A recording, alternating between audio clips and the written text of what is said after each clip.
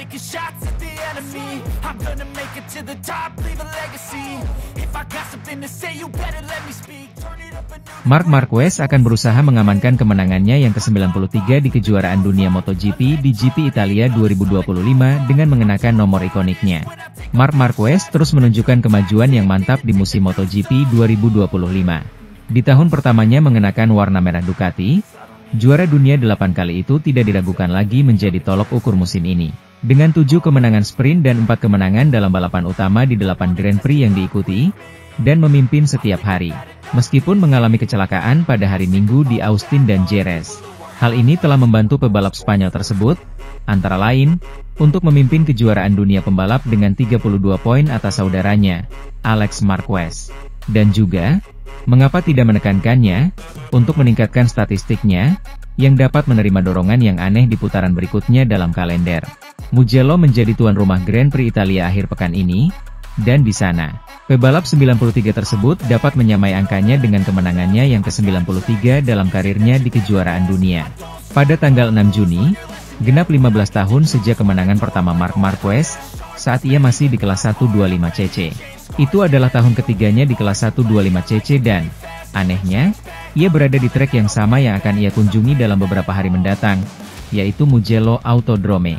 Itu adalah kemenangan pertama dari 10 kemenangan yang diraihnya di musim 2010, yang berpuncak pada gelar pertamanya di Valencia, meskipun ia mengakhirinya tanpa membutuhkan kemenangan. Setelah itu, ia naik ke Moto2, 7 kemenangannya pada tahun 2011 tidak cukup untuk mengamankan gelar keduanya. Tetapi 9 kemenangannya pada tahun 2012 cukup untuk mengamankan gelar juara, mengalahkan Pol Espargaro. Dan beberapa balapan yang sama pentingnya dan masih diingat adalah balapan di sirkuit Ricardo Tormo, di mana ia menang dari posisi ke-33 pada grid awal pada tanggal 11 November. Marquez sudah tidak sabar untuk terjun ke MotoGP, dengan pabrikan terkemuka, Honda. Dan dia tidak mengecewakan. Pembalap asli Lerida itu mengalahkan Jorge Lorenzo dan Dani Pedrosa dalam perebutan gelar dan sekali lagi meraih gelar juara umum. Sebagai seorang pemula, di tahun di mana dia hanya akan memenangkan 6 balapan. Sementara itu, Johann Zarco akan ambil bagian dalam balapan 8 jam yang terkenal itu untuk kedua kalinya sebagai pembalap pabrikan Honda tahun ini. Setelah menang saat debut tahun lalu bersama Takumi Takahashi dan Tepei Nagoe, Zarco terbang Suzuka untuk uji coba pribadi setelah Grand Prix Inggris pada akhir Mei. Pembalap LCR Honda itu mengatakan bahwa logistik pengujian membuatnya sulit dari segi mental dan fisik. Tes di Jepang bagus, kata Johann Zarco dalam konferensi pers pracara di MotoGP Aragon. Juga mencoba membandingkan performanya dengan Takumi Takahashi yang sangat cepat di lintasan ini. Agak sulit karena kami harus segera bepergian setelah balapan, kami tidak banyak tidur, dan kami harus mengendarai motor, jadi kondisi fisik dan mentalnya kurang baik. Tetapi itu bagus karena begitu Anda mengetahui jalurnya, Anda dapat segera bergerak cukup cepat untuk mempersiapkan 8 jam. Tapi tidak ada yang istimewa dari HRC, karena waktu kami terlalu singkat. Saya hanya menghabiskan 49 jam di Jepang. Jadi tidak banyak, tetapi sangat menyenangkan bertemu dengan beberapa penggemar. Setelah Kamis yang saya lalui di Suzuka, hari kedua, beberapa penggemar tahu saya ada di sana dan datang. Dan itu sangat mengesankan. Zarco dan Takahashi kemungkinan akan ditemani pembalap ketiga baru untuk Suzuka 8 Hours karena kecelakaan yang dialami Luca Marini saat uji coba seminggu setelah Grand Prix Inggris. Setelah absen di Aragon, Marini kembali melewatkan Grand Prix Italia akhir pekan ini akibat cedera yang dialaminya pada tes Suzuka 8 Hours. Posisinya di samping Joan Mir di kotak Honda HRC Castrol akan diisi oleh Takaaki Nakagami. Pembalap Ducati, Marc Marquez, dinilai memiliki pendekatan yang brilian dalam mengalahkan para rival-rivalnya pada MotoGP 2025. Setidaknya hingga 8 seri berjalan, geliat MotoGP 2025 mengarah kepada sosok Marquez yang kembali sulit dikalahkan bersama tim pabrikan Ducati. Bagaimana tidak? Rider asal Spanyol tersebut tampil mumpuni sebagai rekrutan anyar dengan melebihi rekan setimnya Francesco Bagnaia. Total 233 poin sudah dibukukan Marquez dari hasil 6 podium dengan 4 kemenangan dari balapan utama dan 8 podium dengan 7 kemenangan sprint. Sepak terjang Marquez hingga sejauh ini turut mengundang perhatian dari Lewis Duncan. Duncan menyebut bahwa kesulitan yang sempat dirasakan oleh peraih 8 gelar juara dunia itu tak ubahnya ujian mental untuknya. Marquez dicap sempat menyembunyikan kendala yang ada di motor Desmosedici MotoGP 25 bahkan oleh rekannya sendiri Bagnaia sebelum di MotoGP Aragon. Ya, Situasi sulit tersebut sempat membuat Marquez tak bisa meraih kemenangan dalam 3 seri beruntun yaitu di MotoGP Spanyol, Prancis dan Inggris. Walau di 2 seri terakhir bisa mendapatkan podium. Tapi apa yang dialami Marquez seolah menebalkan pandangan bahwa Ducati sedang mengalami krisis. Dia membicarakannya sepanjang akhir pekan. Saya pikir ada unsur dia terganggu dengan kesalahan-kesalahan ini, ucap Duncan. Dia mengatakan Ducati mengerti kesalahannya, tapi dia tidak boleh terlalu yakin karena sensasinya dengan motornya bagus. Rasanya seperti ujian besar telah diatasi di sini. Aragon adalah sirkuit yang kuat bagi Marquez, begitu pula dengan kota. Sebagai pembalap pabrikan, dia bungkam tentang apa yang berubah pada motornya, imbuhnya. Pada MotoGP Aragon akhir pekan kemarin, pabrikan Italia itu dianggap telah berhasil menghadirkan sensasi seperti awal musim bagi Marquez. Rider berjuluk Baby Alien itu tampil dominan dengan selalu menjadi urutan pertama sejak sesi latihan bebas 1 atau FP1 hingga balapan utama. Sangat sulit untuk mengatakannya, hal itu membuat segalanya menjadi rumit untuk dipahami, kata Duncan menjelaskan. Pada dasarnya, Ducati telah kembali ke sesuatu yang memberinya sensasi seperti di awal musim. Saat Marquez seperti itu di Thailand, Argentina, Austin sebelum crash dia hanya berjarak 2,5 detik dari Bagnaia. Sementara itu, sudah menjadi rahasia umum performa Francesco Bagnaia di 8 balapan awal MotoGP 2025 tak terlalu bagus. Ia cukup kesulitan mengamankan podium hampir di setiap balapan yang dijalani. Hal tersebut tentu saja membuat Bagnaia frustasi lantaran tak bisa berkompetisi di papan atas. Ditambah lagi statusnya sebagai calon juara dunia tahun lalu yang sepertinya tak bisa terulang.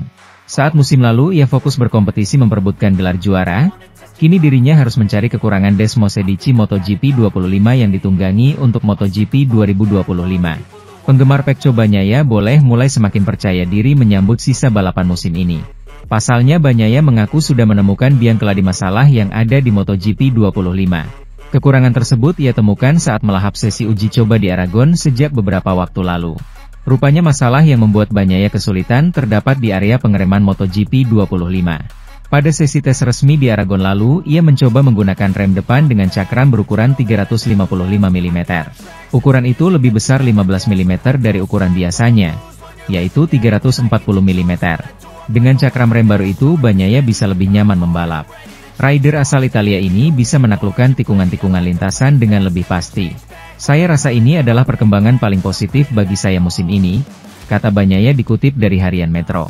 Ini menjadi penting setelah beberapa balapan bagi saya membangun kepercayaan diri sedikit demi sedikit. Saya sangat senang dengan tes ini, sambungnya. Dengan perkembangan itu, Bagnaia mulai bisa pamer catatan waktu cukup impresif. Dalam sesi uji coba itu, ia memang hanya melahap 32 lap saja. Ia mengambil jumlah putaran lebih sedikit ketimbang Marc Marquez yang ada di peringkat ketiga. Marquez sendiri mengambil 38 putaran dalam sesi tersebut. Marc Marquez memulai debutnya di Ducati GP23 untuk tim Gresini musim lalu, tim privat dan tim pebalap privat, bersama saudaranya Alex Marquez. Jadi, sementara para pejabat, Pecco Bagnaia, Enea Bastianini, Jorge Martin dan Franco Morbidelli menerima evolusi pada GP24. Saudara-saudara Cervera harus menunggu rumah yang bermarkas di Bologna itu memberi mereka sedikit permen, karena mereka mengklasifikasikan bagian-bagian kecil yang mereka terima selama balapan. Tahun ini, Marc berada di puncak permainannya di pabrik Bologna. Sementara saingan utamanya saat ini dalam pertarungan kejuaraan, Alex, tetap menjadi privateer di tim satelit. Marquez yang lebih muda tidak menerima komponen baru apapun untuk GP24-nya pada uji coba Jerez tanggal 28 April. Sementara pada hari Senin, pada uji coba resmi Motorland, Alex hanya ambil bagian pada sesi pagi, dan hanya untuk menguji sistem radio yang MotoGP coba terapkan tahun depan. Karena pembalap Katalan itu sama sekali tidak punya komponen apapun untuk diuji. Tahun lalu saya berada dalam situasi lain, tidak berjuang untuk menang, dan saya pikir itu adil. Alex menjelaskan ketika ditanya oleh motorsport.com apakah berada di posisi kedua secara keseluruhan dan memiliki peluang untuk memenangkan gelar, dia tidak berhak untuk mendapatkan peningkatan. Mungkin sekarang saya melihatnya kurang adil, katanya sambil tersenyum. Tahun lalu, Marc tidak mendapat dukungan lebih dari Ducati meskipun ia memiliki 200 poin lebih banyak dari saya. Saya pernah berada dalam kedua situasi tersebut, jadi saya sepenuhnya memahami kebijakan itu, jelasnya. Kebijakan yang dimaksud Alex adalah ketika Ducati memberikan produk baru kepada satu pengendara, hal itu tidak menjadi masalah bagi pengendara lain yang mengendarai motor yang sama. Kendati ada kekurangan teknis ini, di atas kertas, Alex memastikan bahwa hal itu tidak akan banyak mengubah situasi jika ia menerima umpan balik. Saya tahu bahwa Mark, dengan motor saya, juga lebih cepat dari saya akhir pekan ini. Saya tahu seberapa cepat Mark, dan itu tidak akan membuat saya frustrasi. Sebaliknya, itu akan memotivasi saya, tegasnya dengan sikap tenang dan kalem seperti biasanya. Sementara itu, setelah Johann Zarco menang di Le Mans dalam kondisi wet race dan finish kedua di Silverstone dalam kondisi yang dingin, rider LCR Honda itu gagal mencetak poin di MotoGP Aragon yang panasnya mencapai 50 derajat Celcius selama main race hari Minggu. Selain itu, trek di Motorland terkenal memiliki cengkeraman paling rendah dari semua lintasan dalam kalender MotoGP. Namun setidaknya Zarco berhasil lolos ke Q2, tetapi hanya mengamankan posisi ke-12 di grid start. Dan dalam sprint hari Sabtu, dia hanya finish di posisi ke-16. Tren penurunan berlanjut pada main race hari Minggu. Rider asal Ken Prancis itu berada di posisi ke-13 saat dia crash pada lap ke-9. Johann Zarco mengatakan, "Ini mengecewakan, crash tidak pernah menyenangkan. Hal positifnya adalah kami berhasil kembali ke level yang seharusnya kami capai selama akhir pekan pada hari Sabtu. Yang kami butuhkan adalah kecepatan 10 besar dan setidaknya kami berhasil melakukannya. Namun sudah terlambat dan kami tidak siap. Saya terkejut karena saya mampu mencoba menyalip Jack Miller. Suhu ban saya menjadi sangat tinggi dan menurutku itulah sebabnya cengkeramannya hilang. Saya dapat merasakan motornya, jika terjadi sesuatu saya langsung bisa menyadarinya. Itulah sebabnya sangat sulit sehingga kami tidak dapat menemukan apapun yang cukup cepat untuk melakukan sprint yang baik dan kemudian mendapatkan marin untuk balapan yang panjang." Hasil yang kuat dalam beberapa minggu terakhir sangat membantu dalam menerima akhir pekan yang buruk ini, imbuh rider berusia 35 tahun itu. Karena near point di Aragon, Zarco digeser oleh Fabio Di Giannantonio, VR46 Ducati, dalam klasemen keseluruhan.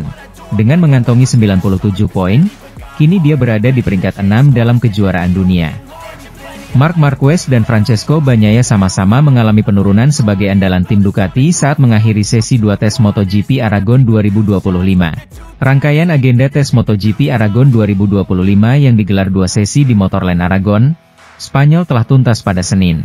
Sesi 2 atau sesi siang yang berjalan dalam durasi lebih dari 4 jam tersebut menjadi milik Maverick Vinales yang mengaspal untuk Red Bull KTM Tech 3. Top Gun keluar sebagai yang tercepat setelah motor RC16 tunggangannya mengukir waktu lap terbaik 1 menit 45,6940 detik.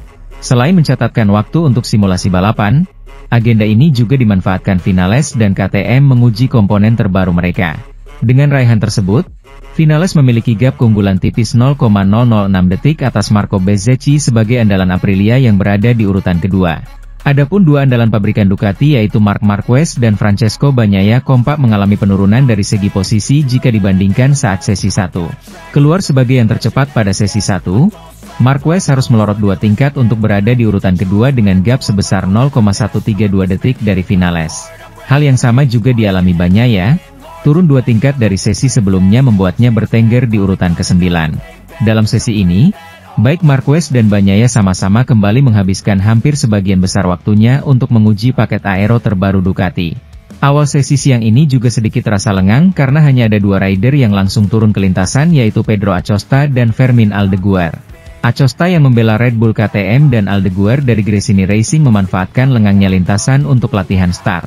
Rekan setim Vinales, Enea Bastianini menyusul kedua beberapa saat kemudian dengan mencoba melaju tanpa perangkat aero yang mencolok. Pembalap Monster Energy Yamaha, Alex Rins harus mengalami nasib nahas usai mengalami crash tatkala melintasi tikungan 12. Aldeguer dan Acosta sendiri menuntaskan sesi ini dengan berada di posisi saling berurutan yaitu di tempat keempat dan kelima. 1 jam terakhir sesi tes berjalan, torehan positif juga didapatkan Joan Mir yang memimpin tim pabrikan Honda. Sementara itu, Pecco Bagnaia menegaskan peningkatan kepercayaan dirinya pada hari Minggu dan menutup tes Aragon dengan catatan yang sangat positif, terutama dengan aerodinamika baru Ducati.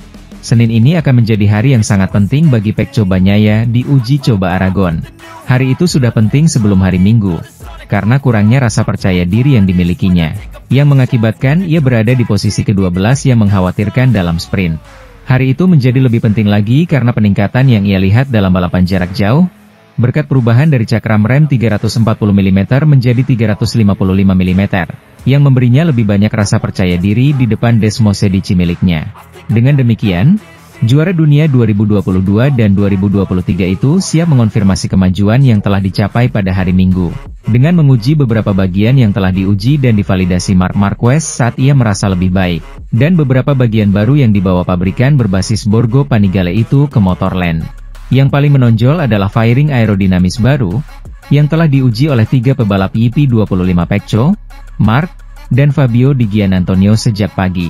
Dari segi waktu, Bagnaia finish dengan waktu terbaik ke-9, 1:46.391, terpaut 0,697 detik dari waktu terbaik Maverick Vinales. Namun dari segi sensasi, ia sekali lagi meninggalkan lintasan sebagai salah satu yang paling bahagia.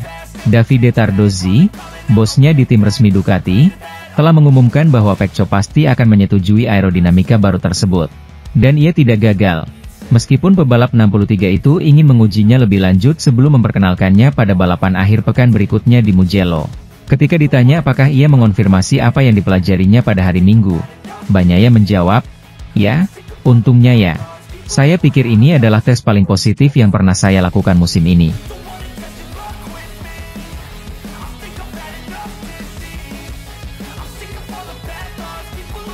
Marc Marquez mendedikasikan tes resmi IRTA MotoGP hari Senin di Motorland untuk menguji aerodinamika baru yang diberikan Ducati kepada kedua pembalap pabrikannya.